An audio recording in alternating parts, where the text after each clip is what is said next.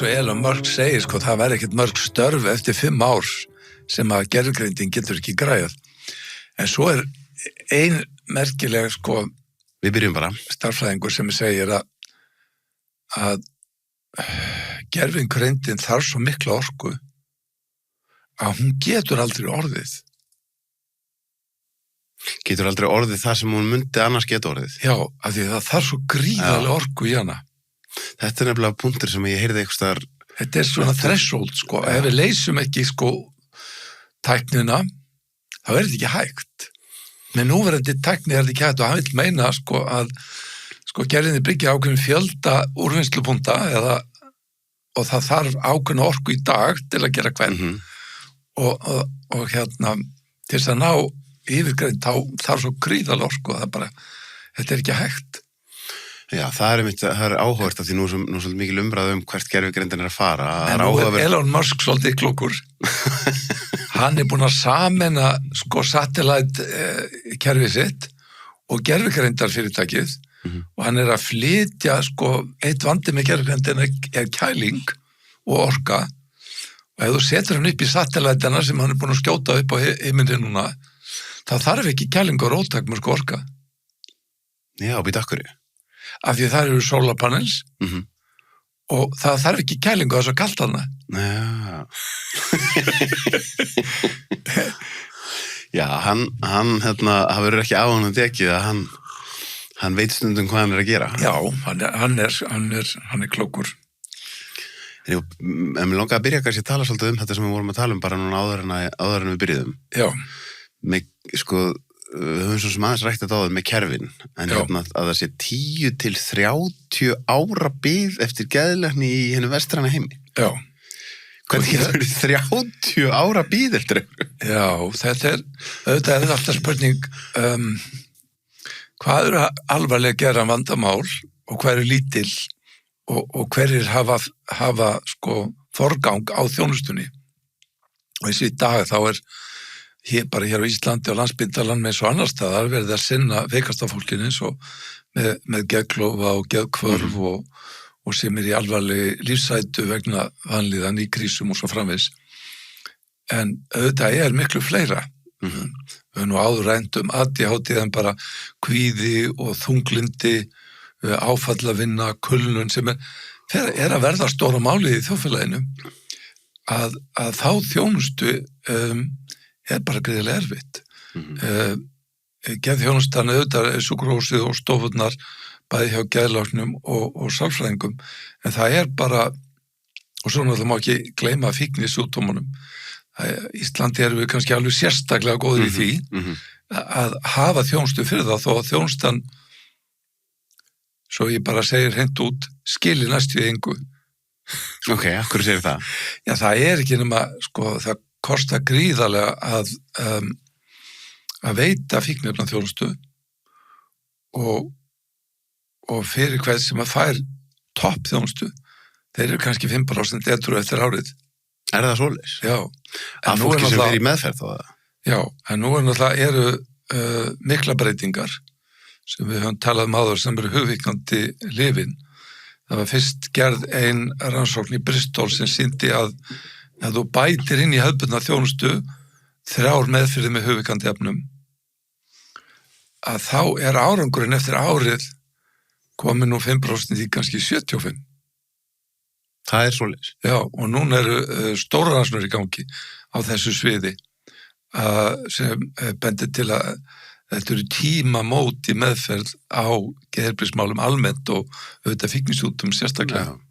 En maður hugsa þegar þú nefnir þetta, hvaðan hefur þessa tölur og tala 10 til 30 ár? Sko, hvernig staðan bara eins og Íslandi? Ég meina, og það þá þannig að þú veist að það kannski venjulegt fólk með væga... Já, við kallum það væga, það kannski með kvíða og svona þunglindi og eins og ég var að nefna alls konar svona minni hátta vandamál sem gera þau kannski ekki óvinnufært eða óvinnufært. Við höfum náttúrulega síðustu árum verið með batnandi þjónustu í gegnum virk og fleira að fá fólk sem verða óvinnufært inn í þjónustu sem getur hjálpað þeim. Það náttúrulega frábært átak. En venjulegt fólk verður þá kannski svolítið út undan að því það sko, maður á tilfinninguna að bráðavandinn, að spítalinn til dæmis að sinna því nokkuð vel, þú veist, ef þú lendir í bílslýsi eða eitthvað svoleiðis, en svo ef þú ert venjulegur einstaklingur með einhverja smá kvilla eða eitthvað meir en smá kvilla, þá bara þjónustan bara í mólum.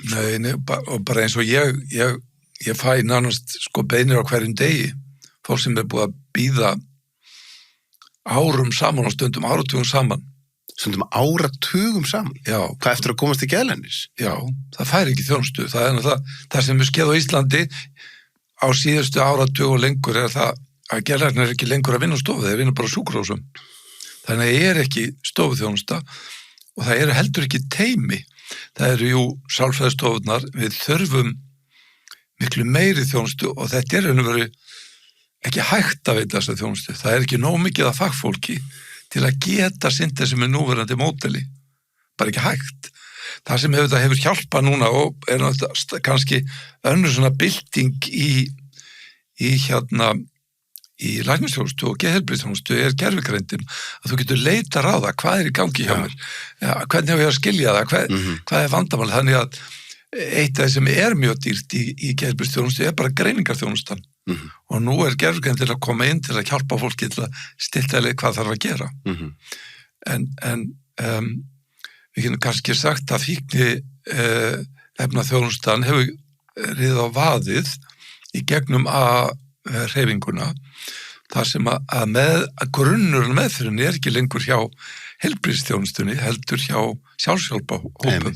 Þetta eru svo stóra tölur, það er hvorki til peningar eða fagfólk til að leysa þennan vanda og ef við búum ekki til hliðstæða þjónustu fyrir geðheilbrigði þar sem að við kannski höfum einstaklega sem hafa gengið sjálfur í gegnum þjónustu hjá sálfræðingum í einstaklismeðferð og hópmeðferð leiða það hópa sem jafnvel hittast vikulega til að vinna með sín vandamál og ekki það bara nokkra vikur heldur kannski nokkur ár. Þú veist að segja mér að þú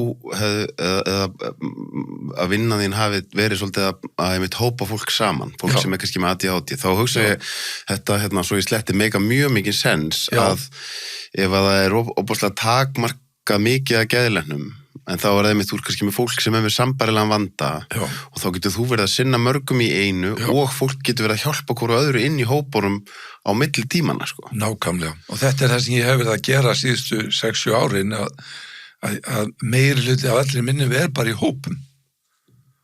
Og þá eru kannski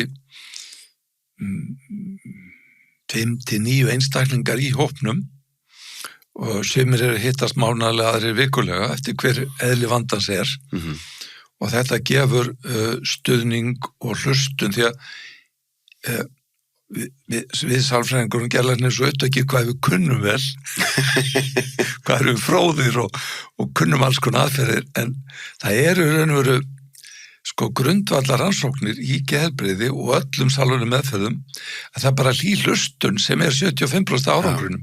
Það þarf ekkert nema hlýja hlustun og í mínum hópur leggja áherslu á að sko hver og einn fær sitt orð og tjásum það sem er en aðal máttur hópsins er hlustun þeirra sem hlusta. Þeir eru að heiðra það sem viðkomandi eru að upplifa. Þeir eru ekki að dæma, þeir eru að sýna samúð, þeir skjótin orði og það er þetta sem að skiptir mest og það er engar sálfræðing og geðlæknir í þetta. það er meiri víkt í því þegar það er þrautreyndur geðlæknir sem að segja þetta, sko. Já. En ég þá hugsa ég núna, ég var nú með þú þekkir nú hann Ragga okkar, Ragga Agnars. Já. Við vorum, ég, hann og Þór og einhverju fleiri. Já. Við sátum við eldinn, sko. Já. Og þá segir Raggi mitt, þú veist, er þetta bara máli? Við endum bara aftur að tromma við eldinn. Já. Og þú veist, þá hugsa maður, á endanum er eitthvað bara á frumu leveli hjá okkur, að fá að vera með öðru fólki. Já. Sitja, segja sögur, tromma, syngja við eld.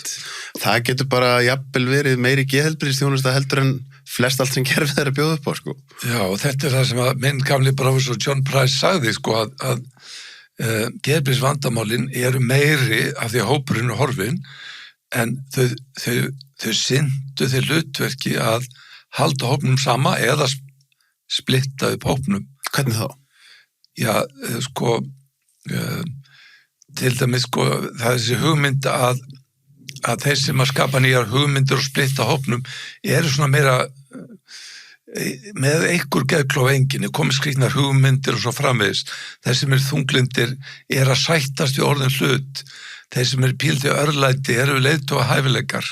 Þeir sem eru ADHD, þeir eru góðir veiðmenn og hérna eru góðir að taka áhættu og vernda hópin og þjóna hópnum og svo framvegis. Öll þessi enginni hafa þróast hjá öllu spendýrunum og sennilega flestum hryggdýrunum til þess að hjálpa hópnum að lifa af.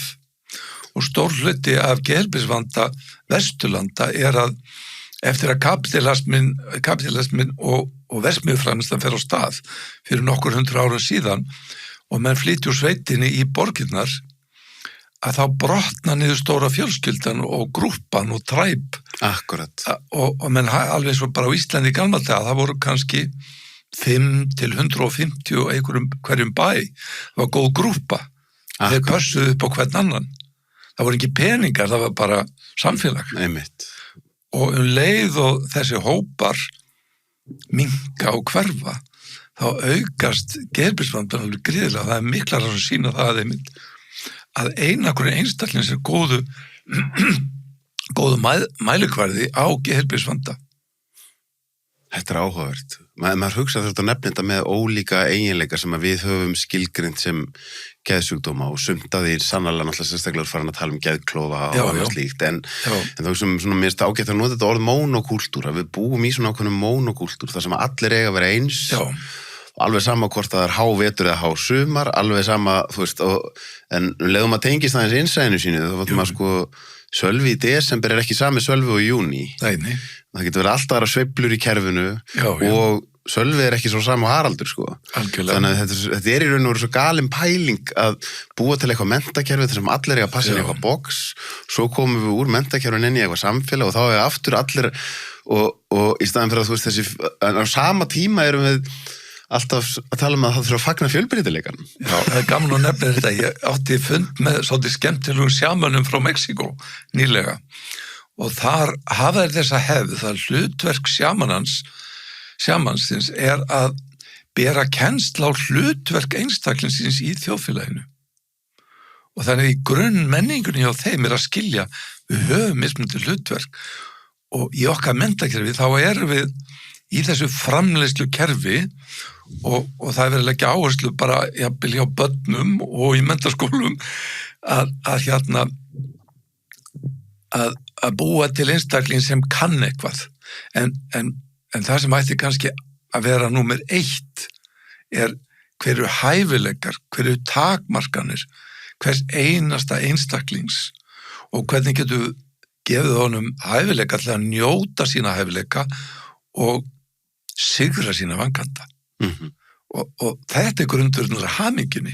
Það er ekki bara hvort þú getur lært að verða prestur, lögfræðingur að læknir eins og var í gamla daga, heldur hvort þú ert hamingjusamur. Akkurat. Og hamingjan skiptir auðvitað miklu meira máli í vegferð lífsins heldur en hvort að þú ert þetta menntað eða búin að eignast hús og bíl og svo framvegis. Að því að menningin okkar á Vesturlöndum algjörlega drifin að þræla og kaupa. Ok, útskýra þetta aðeins betur. Já, þetta er náttúrulega snilldar hugmynd hjá kapitalismu. Við þurfum að vinna og vinna meira og vinna ennþá meira og eina leiðin til sem við getum unnið ennþá meira að eiga stærra hús og stærri bíl og fínni föt og svo framvegis og þetta er módelið sem rekur okkur áfram. Þú veist, ég reynar að segja sama hlut eins og Tolli Mortens sagði, en hann sagði að það er búið í þínu nútíma kapitalísku kerfið er búið að sníða hvern og einn einstaklinga því að það er búið að búa til honum neyslu einingu. Já, neyslu einingu og framleiðslu einingu. Og framleiðslu einingu. Já, og þetta er það svakalegt. Já, því þá fyrir maður að hugsa aftur að því maður langaði aðeins að tala við kerfin og við erum að tala núna geðheilbrigðiskerfið og þessi þáttur er áskriftaþáttur. Inni á sölvitryggva.is fá áskrifundur aðgengi að öllum útgefnum þáttum, aukaefni og nýjum þætti í hverri viku.